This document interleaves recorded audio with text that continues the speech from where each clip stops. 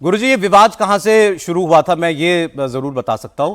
दरअसल जब ये अखाड़ा परिषद की तरफ से और कई साधु महात्माओं की तरफ से मांग हुई कि कुंभ महाक्षेत्र के अंदर गैर सनातनियों को और मुसलमानों को प्रवेश नहीं मिलना चाहिए, वो दुकान ना लगा पाए, ऐसी मांग जब हुई तो उसके जवाब में एक मुस्लिम धर्मगुरु हैं, उन्होंने ये कहा कि महाकुंभ की जो जहां महाकुंभ सजा है वो 54 बीघा तो वक्फ की जमीन है।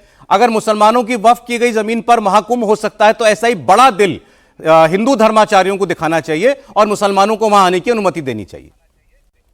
असल में ये जो महोदय हैं जिन्होंने ये वक्तव्य दिया, जैसा कि आप कह रहे हैं और हमसे बड़े दिल की अपेक्षा कर रहे हैं, उनको पहले हमारी समस्या समझनी चाहिए कि हमने ये जो बात कही कि हमारे कुंभ पर्व में मुस्लिम ना आए, वो क्यों कही, हमारी क्या मजबूरी ऐसी हो गई थी। परंपरा से हमारा कुंभ होता चला आ रहा है, हर 12 वर्ष में होता है, और 12 वर्ष में क्या हर वर्ष प्रतिवर्ष होता है। यहाँ पर माघ का मेला तो होता ही है, यहाँ शिविर लगते ही हैं, कल्पवासी आते ही हैं। कुंभ के समय में थोड़ा ज़्यादा बड़ा हो जाता है, इससे ज़्यादा कुछ नहीं है। तो ऐसी परिस्थिति में हमको क्या मजबूरी हुई कि इसी बार हमने कहा। बात यह है कि पिछले 1-2 वर्षों से लगातार सोशल मीडिया पर ऐसे वीडियो और ऐसे चित्र और ऐसे आख्यान आए जिनसे ये सिद्ध होता था कि जो मुसलमान मुस्लिम धर्म को मानने वाले लोग हैं, मुस्लिम्स, वो जब भोजन की कोई चीज़ तैयार करते थे तो उसमें थूक देते थे। यहाँ तक कि कई जगह पर तो पेशाब करने के भी उदाहरण दिखाई दिए। और इतना ही नहीं, इस तरह की बातें आती थीं, लेकिन किसी मुस्लिम धर्मगुरु के द्वारा ऐसी जो कार्य थे, क्रियाकलाप थे, उनका खंडन नहीं किया गया।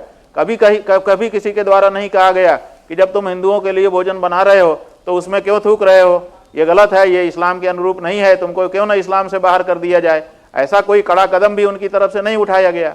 इसी बीच में जो अपना दक्षिण भारत है, मद्रास, वहाँ की एक न्यायालय में एक एफिडेविट आया मुसलमानों की ओर से, जहाँ पर इसी तरह का प्रकरण न्यायालय में ले जाया गया था।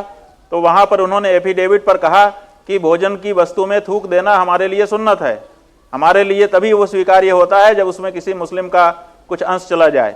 तो ऐसी परिस्थिति में हमारे लिए वो सुन्नत है। तो उनके लिए वो सुन्नत हो सकता है, लेकिन हम हिंदुओं के लिए वो अपवित्र हो जाता है। तो ऐसी परिस्थिति में हम अपनी पवित्रता को बनाए रखने के लिए जागरूक हुए ये सब वीडियो वगैरह देख करके, और तब हमने कहा कि हम यहाँ माघ में आएंगे, अपनी पवित्रता को बचाए रखने के लिए हमको ये कड़ाई करनी पड़ेगी कि इस बार ऐसे लोग यहाँ पर ना प्रवेश करें। यहाँ पर सवाल मुस्लिम का नहीं है, यहाँ पर सवाल हमारी पवित्रता का है, जो इनके द्वारा फैलाए गए वीडियो और दूसरे माध्यमों से खंडित होती हमको दिखाई दे रही थी। तो हमने किस कारण से कहा ये तो समझें। वक्फ बोर्ड की जमीन अगर उन्होंने हमको दी है, हम उनका धन्यवाद करना चाहेंगे, लेकिन पहले वो सिद्ध भी होनी चाहिए कि उनकी है कि नहीं।